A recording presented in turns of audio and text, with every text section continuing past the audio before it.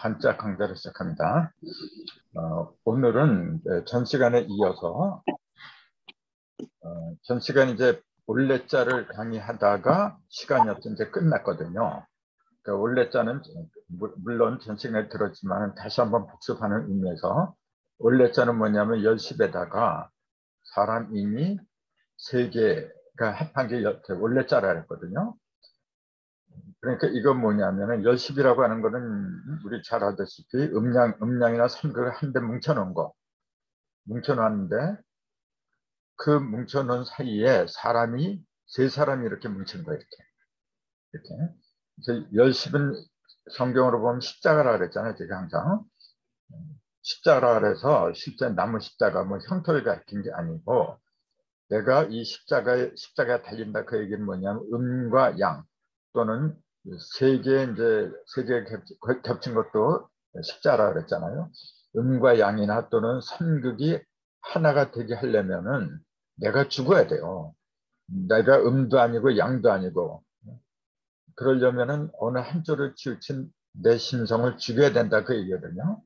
그래서 그 십자가 10이라고 하는 숫자는 십자가를 상징하는 거고 그거는 그 내 어느 한쪽을 치우친 그걸 6이라 그러는데 6이 죽어야 된다고 해서 십자가의 형태다 그렇게 얘기를 했는데 그 십자를 기준으로 해서 세 사람이 뭉친 게 올레자다. 그러니까 결국은 뭐가 온다는 이야기냐면은 셋이 합해서 세 사람이 합해서 십자가를 친 상태. 그 세 사람은 뭐냐면 실제 세 사람을 가진 게 아니고 내 속에는 하늘에 속한 사람이 있고 땅에 속한 사람이 있고 사람다운 사람 세 사람이 동시에 있어요. 지금 내 속에. 그러한 세 사람이 하나가 되어서 십자가에서 하나가 되어서 오기를 바라는 거예요. 그것이 올레자라고 했거든요. 그리고 반대는 갈 거라고 했는데 거래라 그러죠. 거래. 갈 거도 역시 10과 1이 들어간다 그랬잖아요. 모이고 흩어지고 그것이 스스로 이게 말을 뭐 스스로 사자라는데 그 모든 것을 스스로 할 수 있을 때 내가 어디든지 자유롭게 간다 해서 갈 거라고 했다. 이제 그런 설명을 전 시간에 드렸거든요. 그러다가 이제 올레자를 설명하다가 올레자에 관한 다른 글자도 하고 영자를 설명하다가 끝났어요. 그래서 그 후속편으로 내자가 들어간 것 중에서는 미래란 말이 있잖아요. 이게. 미자는 뭐 미자 모르는 사람 거의 없을 거야 아마. 안일미 보통 아니다 부정적인 의미로 사용하는데 이게 왜 부정적인 의미가 되었느냐 이제 그걸 한번 생각해보는 시간을 가질까 합니다. 자, 안일미자는 그 사전에 그 보면은 이렇게 돼 있어요. 목과 일이 합한 문자다. 이거 사전 그대로 얘기한 거예요. 나무 목자하고 그 다음에 한일자가 이렇게 합한 거, 이게 아닙니다. 이렇게 하면서 뭐라고 설명해놨냐면은 나무에서, 지금 목에서 가지가 이렇게 이걸 가지라 알았어. 이건 뿌리고, 이건 뿌리고, 이건 가지라 알아요. 나무에서 가지가 이렇게 좌우로 퍼진 상태, 뻗은 모양을 가리킨 것으로 나뭇잎이 무성하다는 뜻으로 사용했는데 그 뜻은 사라져버리고 지금은 아직이나 없다는 뜻으로 가치했다. 그게 사전의 설명이에요. 그러니까 본래는 안일미는 뭐냐면은 나무에서 가지가 뻗은 모습을 그렸는데 그 뜻은 지금 완전히 사라져 버렸어요. 사라져 버리고 그냥 아니다, 없다 그런 뜻으로 지금 사용하고 있는 게 지금 사전에서 설명하는 거예요. 그런 내가 볼 땐 그래요. 그것이 나무 목이 조그맣게 그랬지 가지가 뻗었는데 이게 그런 식으로 이렇게 아니다 아닐 밑자다 이런 식으로 이렇게 설명을 하면은 잘 이해가 안 돼요. 나만 그런 게 아니라 아마 여러분도 그럴 거예요. 이게 왜 어떻게 해서 부정적인 의미를 사용했느냐 거기에 대한 그 이해라고 할까 그거는 좀 부족하다고 해요. 설명 자체가. 제가 볼 때는 이래요. 뭐냐면은 그러나 미라고 하는 글자는 10과 1이 합한 거거든요. 열십하고 한일자 그리고 이렇게 8팔로 벌어진 거예요. 그러니까 11성도를 말했잖아요. 이게 지금 11성도에다가 성도를 하면은 8팔로 8조각으로 벌어지잖아요. 그러니까 이거는 밑자는 원래는 온전함을 말한 거예요. 11성도니까. 그런데 왜 아니다. 그런 부정적인 의미가 되었느냐고 얘기해요. 그것은 요게 11이 되려면은 그 10하고 1이 합한 상태가 돼야 돼요. 그런데 지금 선천에서의 미는 뭐냐면 이게 진사 5하고 미하고 10 이렇게 되잖아요. 이게 남방이잖아요. 지금 이게 남방. 그다음에 여기는 가을, 서방을 말하죠. 여름에서 가을로 넘어가는 것 중간 매체가 미거든요. 이게. 근데 이걸 갖다 지금 뭐냐면은 전부 다 토라 그래요. 미토. 그 미토를 숫자로 말하면 10토라 그래요. 그러니까 아닌 거예요. 11이 돼야 되는데 아직은 10에 머물러 있는 거예요. 그러니까 아직 안 됐다 그런 얘기거든요. 요게 11이 돼야 돼. 11이 되려면은 이 자리로 자가 들어가야 된다 그랬잖아요. 이게 7도 이동을 한다 그랬잖아요. 자가 여기 있던 게 자축이 매고 7도로 이동하면 자하고 미가 합해서 잠의 회를 이룬다. 이 얘기 많이 들었잖아요. 그럼 자는 1이고 숫자로 1수잖아요. 이게 미는 10토고 합하면 11이 돼요. 이게 지금. 그렇게 될 적에 11이 진정으로 벌어진 모습이 되는데 아직 자가 이 자리를 가지 못한 거예요. 그 선천과 후천이 온전히 합하지 못했다. 그렇기 때문에 아직은 아니다. 그런 면에서 아닐미라고 한 게 아닌가. 이제 난 그렇게 본다는 거죠. 그 설명을 좀 해놓은 게 그거예요. 하지만 그런 상태가 되려면 즉 11성도로 온전한 상태가 되려면 선천의 선한방 입추에 해당하는 미방위로 자가 들어가야 한다. 그랬잖아요. 근데 그렇게 되지 못했으니까 아닐미라고 하게 된 것이다. 이제 그렇게 문자로 정리를 해본 거예요. 그러니까 설명을 들었으니까 이제 이거 보면 금방 알 거야, 이제는. 이렇게 공부를 하면은, 기억을 해두면은 잊혀지지가 않을 거야, 아마. 제가 요새 이 한자를 공부하면 공부할수록 진짜 재미를 느껴요. 그 전에 한자가 이렇게 뜻이 깊었는가 그걸 몰랐어요, 그냥. 그냥 무언가 뜻이 있구나, 그렇게는 알았는데, 요새처럼 이렇게 깊게 들어간 적이 없어요. 참고로, 한자가 중국 사람이 만든 게 아니라 동이족이 만들었다고 하는데 구체적으로 한자를 동이족이 만들었다고 하는 그 충분한 근거가 있어야 되거든요. 그러려면은 가장 오래된 한자 그걸 갑골문이라 해요. 갑골문. 갑골문이 역사학자들이 그 출토를 했잖아요. 출토한 곳이 어디냐면은 은호라 그래요. 은호. 그 은나라 은자고 허자는 터전 허자라고 했고 이거에다가 빌허자를 이렇게 써요. 네? 이게 털은 말이에요. 터. 은허라는 곳에서 갑골문이 나왔어요. 은허라는 곳에서. 그러면은 이 은허는 어디를 가진 거냐면 은나라의 수도를 말한 거예요. 은나라. 그럼 은나라는 누가 만들었냐면 동이족이 만들었다. 그건 역사책에 분명히 나와요. 은나라는 동이족이 만들었다. 동이족이 우리 민족이죠. 근데 왜 자꾸 중국에서 만들었다 그래요? 중국은 지금 차이나라 그러죠. 중국을 갖다 이렇게 그게 차이나 이렇게 쓰는데 이게 글자 발음대로 하면 친나예요. 친나. 이걸 한자로 쓰면 진나라라 이렇게. 이렇게. 진나라 있잖아요. 이게. 근데 진나라는 게 진나가 원래 차이나서 진화를 갖다 영문으로 표현한 게 이제 차이나라고 한 거지. 그러니까 진화는 뭐냐면은 말 그대로 가지예요, 가지. 그러니까 스스로가, 중국 사람들이 스스로가 자기네가 주민족이 아니라 뿌리 민족이 아니고 가지에 속한 민족이라는 게 그 차이나 이게 바로.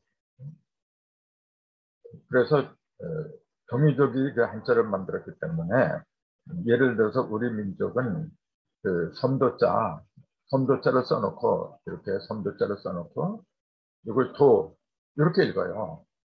한 글자에 한 단어로 발음해요.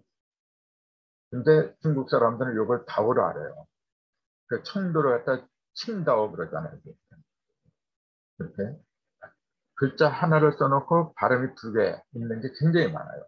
그거는 일본도 똑같아요. 그게 뭘 의미하느냐면은 자기네가 만든 게 아니라 그 얘기예요. 글자 하나를 만든 발음도 반드시 하나를 붙여 써야 되는 거예요, 원래. 근데 자기네가 만든 게 아니다 보니까 자꾸 온갖 그 교과서를 뻗치다 보니까 그 이런 현상이 벌어졌다. 그렇게 보는 거예요. 그, 그런 이런 게 굉장히 많아요. 그래서 이제 잠깐 뭐 곁들여 간 느낌이지만은 한자는 원래 우리 민족이 만든 거다. 한자 자체는. 한자는. 그런데 그 후에 한글이 생기죠. 한글이 생긴 원인은 뭐냐면은 이 한자 자체는 뜻글자입니다. 원래 뜻글자예요. 그래서 그 한자를 통해서는 사물에 들어있는 진리의 뜻을 갖다 파악한 데는 한자를 능가할 만한 게 없어요. 근데 문제는 어디에 있느냐면은 한자로는 쓸 수 없는 게 너무 많아요. 예를 들어서 소리라 그래요. 이게 한글로는 얼마나 쓰는데 소리 한자로도 소자 뭐 일자 쓸 수가 있지. 근데 예를 들어서 우리 이제 쉐이크 뭐 이렇게 영어의 쉐이크인데 한글로는 쉐이크라고 얼마나 있어요. 근데 한자로 다 쉐이크를 써봐라 그러면 쓸 수가 없어요. 이런 게 굉장히 많아요. 발음 소리가 쌩쌩 이렇게 쌩쌩 분다. 한자는 쌩이라는 게 없어요. 한글은 얼마든지 쓸 수가 있어요. 한글은 소리 글자거든요. 발음이 나는 거, 소리로 표현할 수 있는 거는 한글로는 못하는 게 없어요. 근데 한자는 불가능해요. 그래서 그거 갖다가 이거 갖다 고청하게 사는데 한글이 없거든요. 그래서 한자와 한글은 하나는 그 뜻 글자고 하나는 소리 글자고 하나는 음이고 하나는 양이고 반드시 둘이 한 대로 합해야 돼요. 이렇게 음과 양 이 두 글자를 갖다 하나로 사용하는 민족은 지구상에 우리 한 민족밖에 없어요. 그래서 한자가 지금 사람들은 한자는 중국 글자다. 또 한자는 너무 어렵다. 그 한자라서 어디다 써먹느냐. 뭐 분장할 것도 아니고 그러면서 이걸 심지어 학교에서부터도 등한시를 하는 현상이거든요. 근데 사실은 사물에 속에 들어있는 그 뜻을 알려면은 한자를 갖다가 통하지 않으면 힘들어요. 그래서 늦은 시간에 우리 이 자리에 같이 모인 거거든요. 그 다음에 또 내자가 들어간 것처럼 본래라는 게 있어요. 본자, 근본 본자. 이거 모르는 사람 누가 있어요? 또? 다 알아요. 근데 이게 왜 근본을 가리키는 거냐? 이건 쉽죠. 나무 목에다가 한일자 이렇게 한 거는 뭐냐면은 뿌리를 말한다. 그렇게 이제 설명해 놨어요. 근데 요것만 해도 뭐 그냥 틀린 건 아니죠. 그런데 조금 더그 수리적인 측면에서 보충한다고 하면은 요걸 갖다가 한일자를 그냥 뿌리다 그렇게 하는 것보다도 이게 일석삼극 세 개를 내포하고 있는 일이다. 그렇게 그 설명을 해주는 게 더 좋죠. 그 뿌리는 하나죠. 근데 그 하나 속에는 셋이 들어있어요. 그래서 이 뿌리를 발판내서 열십이 8조각으로 이제 벌어진 게 근본이다. 그렇게 하는 거하고 그냥 이게 뿌리다 하는 거하고 차이가 있어요. 저 조금 아까 말씀드리기를 한자는 뜻 글자다 그랬잖아요. 그러니까 뜻을 파악한 데는 이런 식의 그 설명이 더 좋지 않느냐 이제 그렇게 보는 거죠. 그 다음에 또 내자가 들어가서는 왕래라는 게 있어요. 왕자도 이거 다 하는 거예요. 이거 갈왕자. 이건 간다, 온다. 그러니까 거래도 가고 오는 거고 왕래도 가고 오는 거고 다만 그 거래는 물건이 왔다 갔다 하는 거죠. 왕래는 사람이 왔다 갔다 하는 건데 그 주체가 다른데 똑같이 가고 온다는 얘기는 같아요.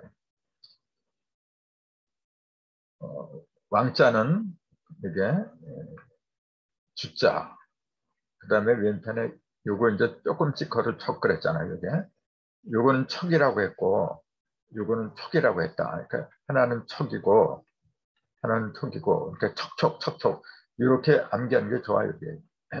요거는 조금 걸을 척이고 요거는 촉인데 무슨 촉이냐면은 이렇게 자축거릴 척 이렇게 그런 뜻이거든요. 요거는 조금씩 앞으로 나간 다음에 요거는 뒤뚱뒤뚱하면서 자축되면서 걸어가는 게 있어요. 둘 다 걸어가는 거예요. 이게. 근데 하나는 직선으로 가고 하나는 좌우로 흔들면서 가고 이제 그래서 하나는 음이고 하나는 양이고 그런 거예요. 걷는 것도 우리 민족은 이렇게 음과 양면으로 생각을 했다는 거죠. 그래서 이게 단일행자가 되어버렸어요. 그래서 요거는 조금 걸을 척인데 그 옆에 주인 주자가 붙었어요. 이제 그 주인이 조금씩 앞으로 나간다. 이제 그런 의미가 되겠죠. 이제 그러면은 주가 조금 걸어 척하면서 앞으로 나가는 상황을 가리키는 문자다. 주인 주자는 삼극을 하나로 관통한 왕. 이게 왕이잖아요. 지금 이게 삼극을 하나로 관통했어요. 그 다음에 위에 있는 거는 이제 주라 그러죠. 이게 점찍을 주자. 근데 원래는 불꽃 주자예요. 점을 찍는다는 건 뭐냐면요. 예를 들어서 삼신 할머니가 우리를 점지했다 그러잖아요. 점을 찍었다 그런 얘기인데 먹물로 점을 찍었다 그게 아니고 생명의 불꽃으로 점을 찍었다 이제 그 얘기거든요. 그래서 요거는 불꽃을 말하는 거예요. 요게 딱 찍히면은 무언가 이렇게 확 피어 올라오는 거예요. 그래서 삼극을 하나로 관통해서 빛을 내는 거예요. 그게 주인이다라는 얘기예요. 삼극을 하나로 관통한 그 상태만이 아니고 그걸 세상에 널리 빛을 전달해주는 존재. 그 사람이 진정한 주인이다. 근데 그 얘기예요.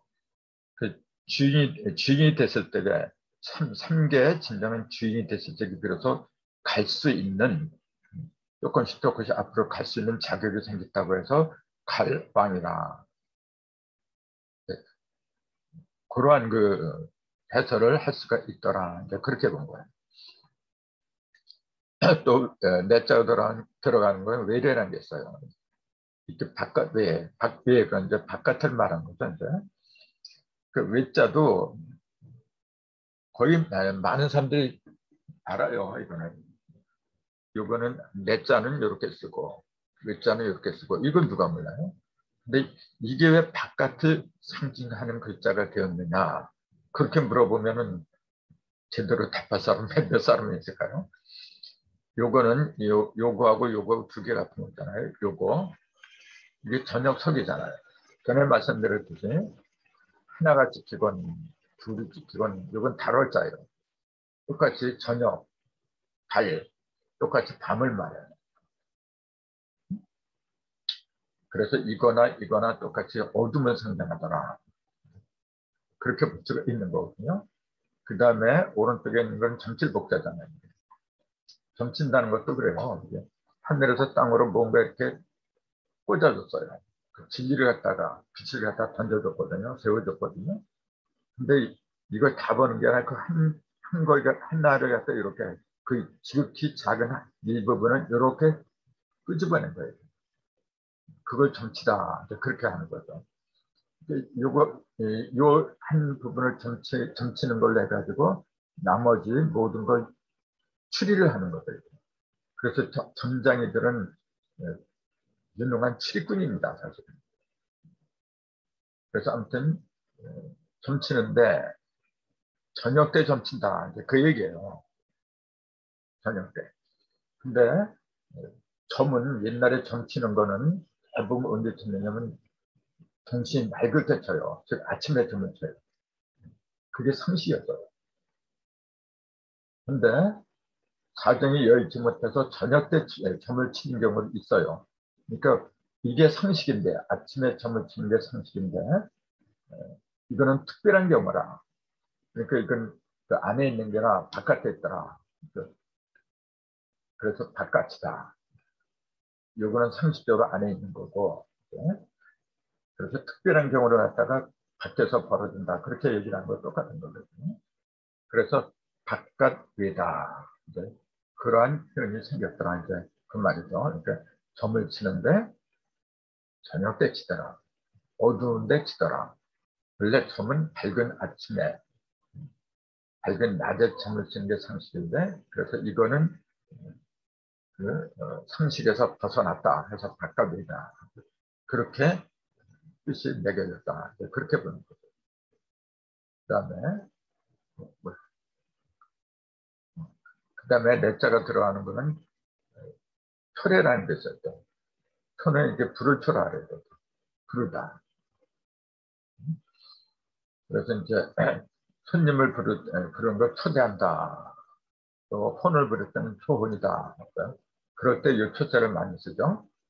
근데 초자를 부른다는 걸 왜 이러한 초자를 썼느냐면은 이게 오른쪽에는 여기 있고 왼쪽에는 여기 있잖아요. 이게 손수를 말한다 그랬잖아요. 여기에 들어가면 무조건 손수변이다.